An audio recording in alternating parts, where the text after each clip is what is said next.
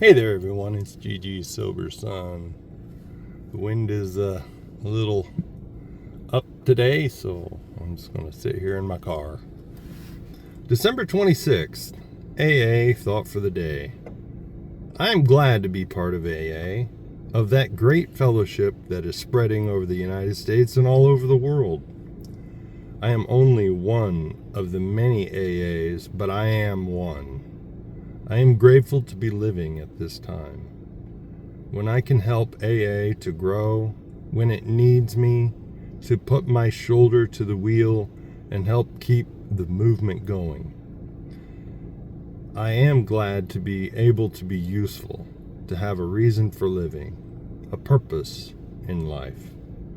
I want to lose my life in this great cause and so find it again. Am I grateful to be an AA member? I guess that's what it means. Yes, indeed, I am grateful to be a member of Alcoholics Anonymous. I am a grateful alcoholic. I can see how my experience can benefit others. I can see that the dark past is the greatest possession that I have.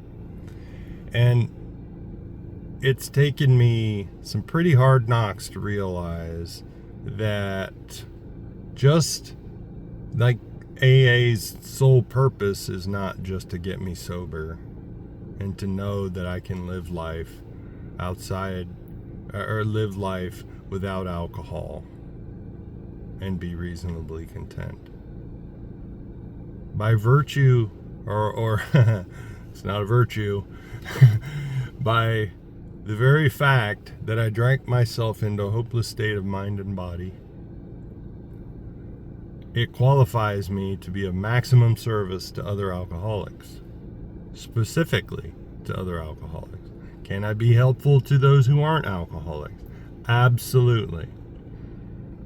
And that gives me an idea of why it's important to be of service to others. One, it gives me a purpose in life. And two, it can help when all else fails to keep me from a drink, right? I think the beginning of Working with Others, first page of Working with Others, I don't know what chapter it is, but that says that intensive work with other alcoholics can help when all else fails to keep me from a drink. And it's helpful to be able to be of service and to know that I freely give because I've freely received.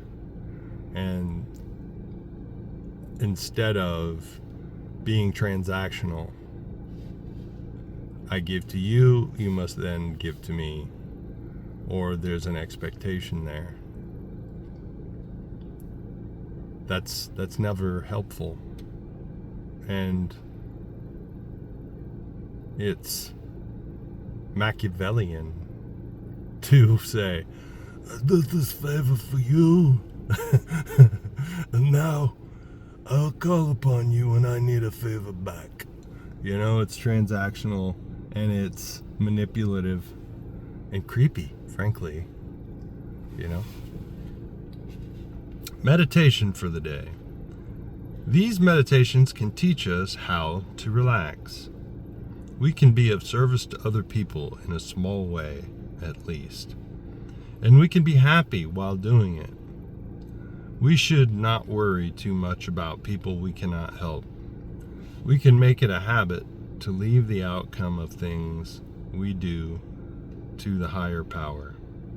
We can go along through life doing the best we can, but without a feeling of urgency or strain.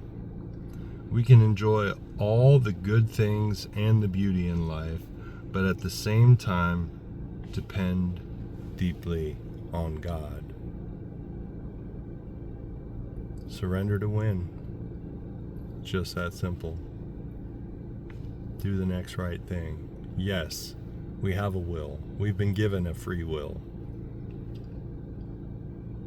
But the proper use of the will and the proper use of the will, not but and the proper use of the will is to seek God's will. That's so simple. And it tells me that in the book of Alcoholics Anonymous. I don't think I ever had a religious person explain it that simply to me. That, I was told, like, Jesus said, I've come that you can have life and have it to the full, or have it more abundantly. But there was nothing explaining. You've been given free will, so that you will freely choose to seek my will. God speaking, of course. That we will freely choose to seek his will in our lives. And I wasn't open to that, right? I was open to the grind, right? You got to make it happen. And then when things didn't go perfectly my way, I would get discouraged and want to blot out my discouragement. There was a time when I really, really focused on like visualization. Like, all I need is time each day just to visualize the good things in life, the good things I want in life, but there was never enough time. And where I believe, and it even says in the Bible around when it's discussing the story of the Tower of Babel, God says whatever man can envision, he can accomplish, right? But that was, let's build a tower that can reach the heavens kind of thing. Like, our works, our imagination and works put together, ambition is counter to what God wants for us. So if we build this tower that with our own hands, thinking that's going to get us closer to the God of our understanding, see, look at my tower, I can reach the heavens. That might be money, that might be fame or something like that, that gives us a false sense of, I guess, hope, a false security, thinking that because of our accomplishments we deserve something. Again, it goes back to that transactional mentality. I did this, so of course God's going to bless me. Look what I did. I built a tower to reach the heavens. Why wouldn't God bless that? And God's like, oh no. We need to confuse this. We need to mix it up.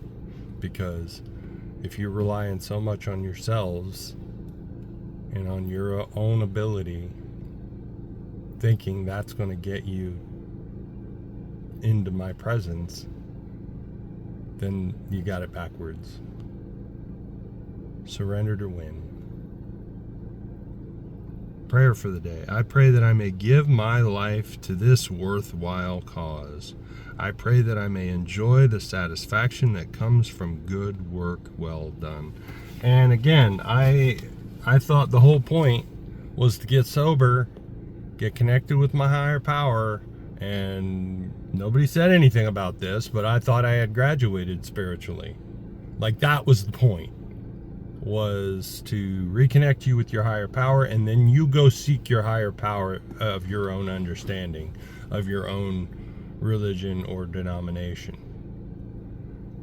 And like the people who stayed in AA and kept coming back year after year after year hadn't got it figured out.